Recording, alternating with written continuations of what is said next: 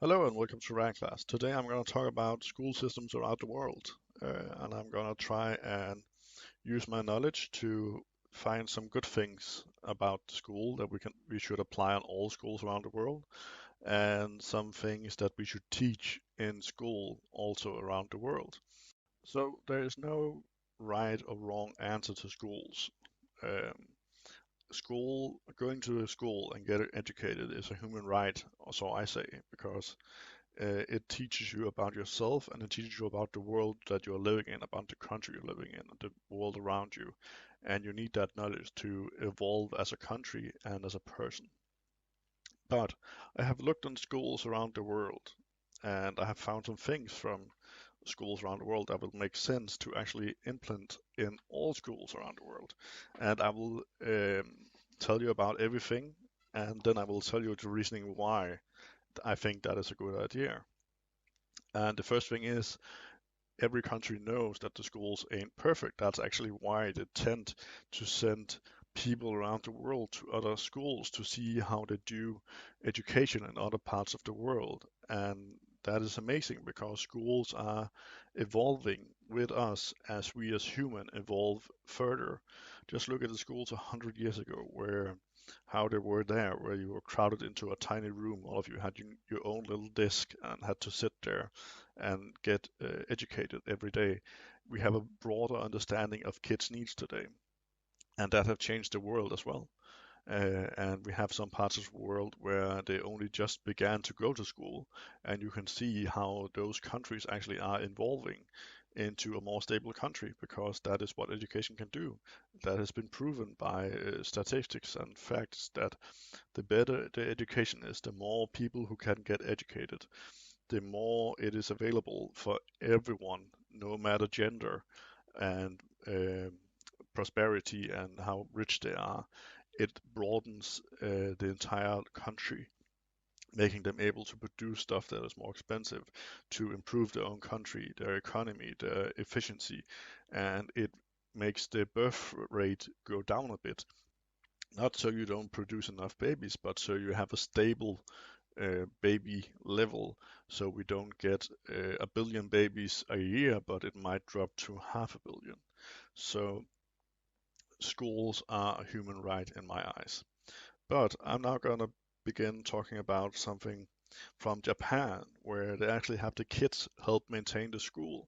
And I think that is a very cool concept because a lot of kids today just don't have an idea of how hard it is to maintain a clean school, how much time you have to use to do it, and thereby it often uh, make the school dirtier because they're just used to someone coming and cleaning it up.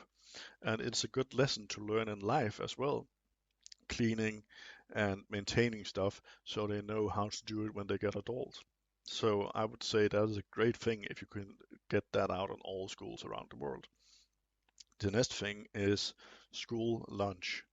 I really think that needed to be a school lunch served by the school every day on all schools around the world.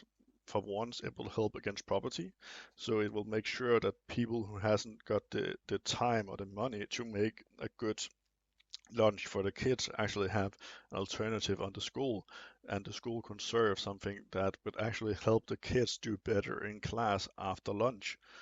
So they have something in their body that will give them energy and power to actually get through the rest of the day instead of some kids actually just coming to school with cakes and then eat that, and that's horrible. So I know it would be logistically a big thing to do, and it might actually be pretty expensive. But in the other end, I think the cost and the effectiveness of it could benefit the school system a lot. And not only would it level the playing field for the poor kids and the rich kids, because they will all have the same food, it would actually also help child obesity, because if every school in the world served nutritious lunch with some greens and stuff, it could actually help educate the child without the child even knowing it, because it has a hidden education of feeding them something that is healthy. and it will give them ideas to take home to the parents and saying, "We got this today, it tasted amazing, and I got a recipe, and here it is. Can we please try it at home?" And that will help obesity a lot. Then the next thing is we have to teach the kids about um, how to maintain their house or flat and stuff, and how to cook by having classes where you have woodwork, metalwork, and cooking, because that is skills that you need in real life that you don't always get. I have helped a lot of young people who have moved out of their house and didn't know how to use a hammer, who didn't even know how it looked, who was unable to cook just a simple meal because they have never had to help at home cooking meals. And the schools they were at didn't have that class. So they were horrible, unprepared for actually beginning to live for themselves. So that is something we need to help the future generations with by helping them getting those skills in school. And that will again help us to help the kids learn about healthy foods and get them to eat vegetables and maybe uh, teach them a bit about how the world CO2 from cows, pigs, and chickens and so far, so we can help them make a good positive change on the world and then help them actually learn how to cook that. Then we have to look at the things taught in school as well, because some of the things that are taught in school need to be something they can use and not just something that is on a standardized test, because that is how some school system works. They just educate you in the things they know are in the test, so as many people as possible can pass. But what you need is also to help this kid know how to make a budget. You can do that in math by saying you have moved out. Here's the money you get every month. Find a place to live, how much we want to do and eat, how is your budget, and teach them about that. And teach them about how, when you take a loan, how that actually works. Because I had to help someone who didn't understand why they had to pay more than they had a loan on. And I was like, because of the interest rate, and you have to pay that in as well. So the longer you don't pay your loan, the higher the loan will get, and the higher the interest rate will get. And they need to know that, because that is very important to know when you go into a bank to take a loan, because it's not always that you are aware of it, especially today, where you can go into a website all over the world and use quick cash grabs where you can lend maybe 10,000 euros, and then you have to pay back 20,000 without you actually knowing it. And that is something we need to teach the kids. Then we have to help them getting taught social skills and how to interact and the culture and the social life in the country they live in, so that everyone knows the same rules there is in interacting with people in that country. It's a way to help people who are already living there and people who are new to the country.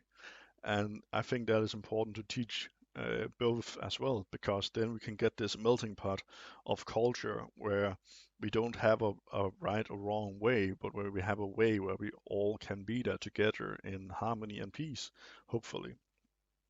Um, so I do hope that you can do some of the stuff I said today to actually help some of kids with their future, because what we tell a kid in childhood will stick with them all through their life. So if we make sure to give them a solid foundation, if we make sure to take the kids into school and give them a foundation that is rock solid, then they have something to build on, and they can build a long and good life.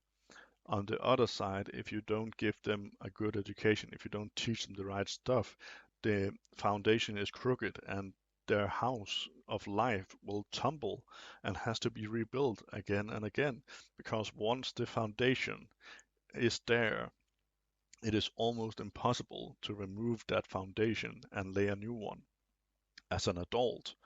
And that is why we need, as adults today to help the kids that are today so they can get a better future, a more stable future, so their kids and the coming generations can have the same. So I hope you found this look into the school systems from a bit around the world interesting, and I hope that if you are a teacher or something like that, that you can look at this. And if you are someone who is just listening to it, it can maybe open your eyes about the school system you have in the country you live in and actually go out and investigate. Do the kids today learn what they need to learn? And if they haven't learned the stuff I mentioned, then as a parent, if you're listening to this, you can learn your own child about it. So you're actually helping them become more stable and more ready to get a life as an adult. This has been Rad Class, and I hope you have a pleasant day.